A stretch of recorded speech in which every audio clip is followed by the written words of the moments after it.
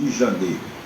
A informação de que o passaporte não será devolvido foi contada ontem pela rede CNN Brasil, com aquela exclusividade que eles gostam de propalar.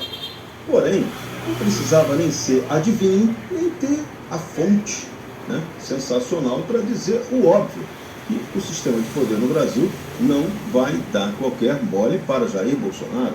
Isso é absolutamente previsível.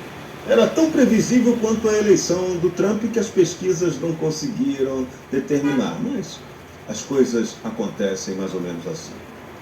A situação institucional brasileira vai se complicando a cada momento. Vamos lá, vamos imaginar qual vai ser o tamanho do desgaste internacional do Brasil se Donald Trump fizer um convite oficial para o ex-presidente brasileiro Jair Bolsonaro estar lá, na posse dele, e Bolsonaro não puder ir, porque o Supremo Tribunal Federal brasileiro não permitir, não devolver o passaporte para Bolsonaro. Esse tamanho de desgaste vale a pena para o Supremo Tribunal Federal? Essa é a questão que deveria ser pensada e respondida estrategicamente pelos membros do Supremo Tribunal Federal. Compensa ter mais desgaste do que já tem? Bom, para o sistema de poder no Brasil, parece que sim, o céu é o limite. Decisões que eles já tomaram, muito dificilmente voltarão atrás. Então, a tendência é que siga o processo contra Jair Bolsonaro. Ele já está inelegível em 2 casos por decisão do Tribunal Superior Eleitoral.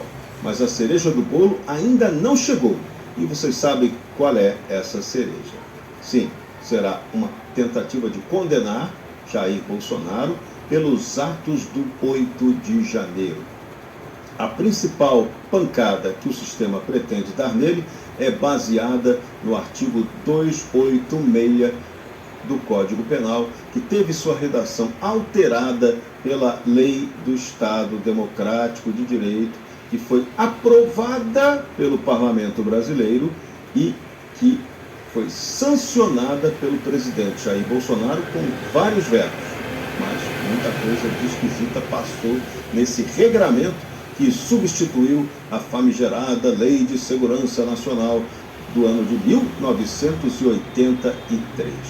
O Brasil deixou de ter uma Lei de Segurança Nacional que deveria ser atualizada, aquela estava realmente defasada, e ganhou um entulho autoritário dado pelo Congresso Nacional, chamado Lei do Estado Democrático de Direito, mas precisamente, quem gosta de número, a Lei 14.197.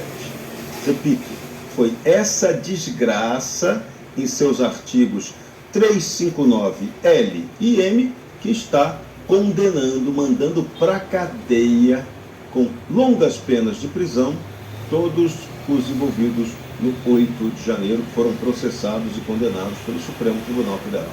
Então, não foi o Supremo que inventou essa quantidade de prisão, essa dosimetria da cadeia para a turma do 8 de janeiro. Não foi o Supremo.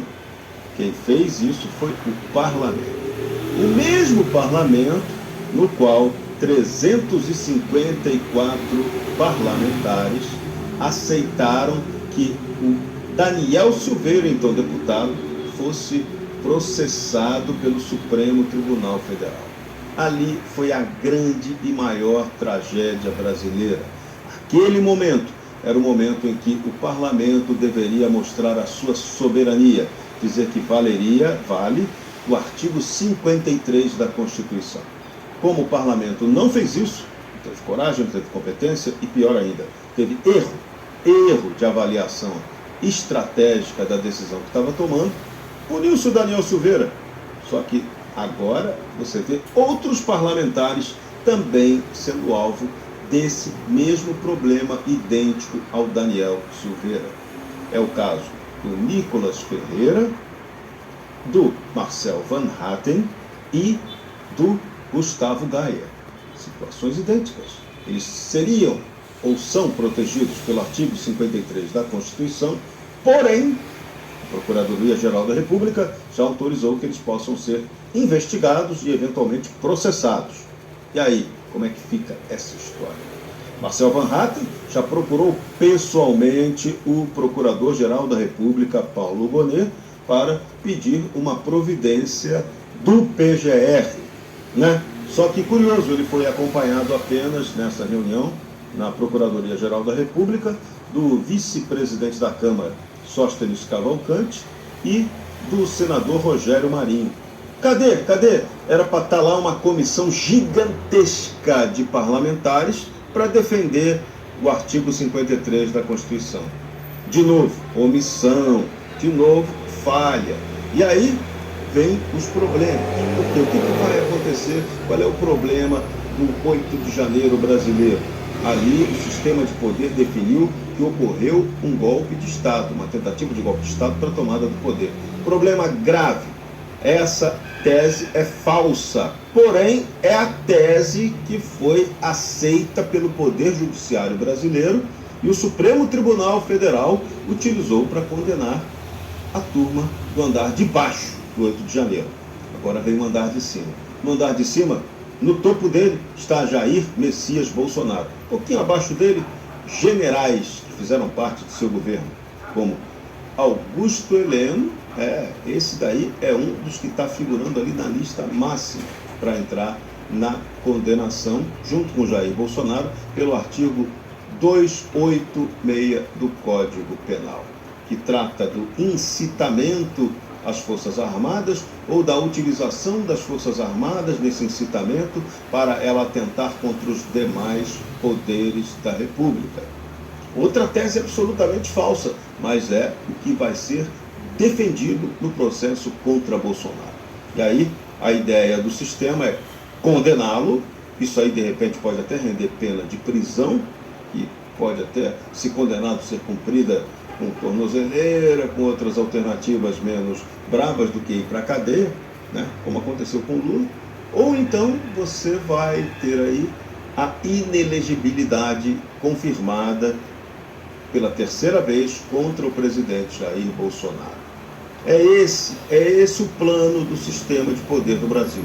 Se ele vai acontecer ou não, várias circunstâncias vão determinar se isso vai ou não valer. Tem aí a questão do timing. A intenção do sistema é julgar esse caso, botar para julgar o mais rapidamente possível. A eleição americana com a vitória de Donald Trump pode precipitar essa decisão. Só que agora vai pesar uma avaliação estratégica. Vale fazer isso rápido ou deixar para mais adiante? Gera-se um desgaste total agora com Bolsonaro, que tem o apoio de Donald Trump, ou deixa isso para depois, mais perto da eleição 2026, para definitivamente impedir que Jair Bolsonaro seja candidato?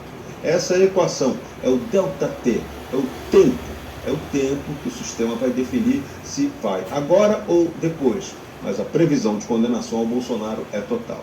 E essa questão da viagem aos Estados Unidos para a posse do Trump vai ser mais um desgaste, porque o certo seria liberar o passaporte Bolsonaro. Ele vai pedir a liberação e certamente não vai conseguir a liberação. Só que, de novo, insisto, isso vai gerar um desgaste. Era bom medir o tamanho do desgaste. O Brasil não é o Supremo quem fica mal na fita. Quem fica mal na fita nessa história é o próprio Brasil. Presidência da República também é uma instituição. Tanto é verdade que o presidente Lula não ficou preso quando foi condenado na Lava Jato numa cadeia comum. Ficou preso numa cela especial na sede da Polícia Federal em Curitiba. Então, a presidência da República tem prerrogativas. Não é agora que vai chegar e vai esculachar o Jair Bolsonaro por um crime que objetivamente todo mundo sabe que ele não cometeu. Ele não mandou ninguém praticar golpe de Estado para tomar o poder do Lula no 8 de janeiro. Essa tese é absolutamente falsa. Mas, repito, é a tese do sistema de poder. E o sistema tem poder. O sistema é Flórida, como diz o Capitão Nascimento lá no filme Tropa de Elite. E teve gente lá no Supremo que já repetiu no outro dia essa tese do Capitão Nascimento. Então, não é bom brincar, porque a coisa vai ficar feia.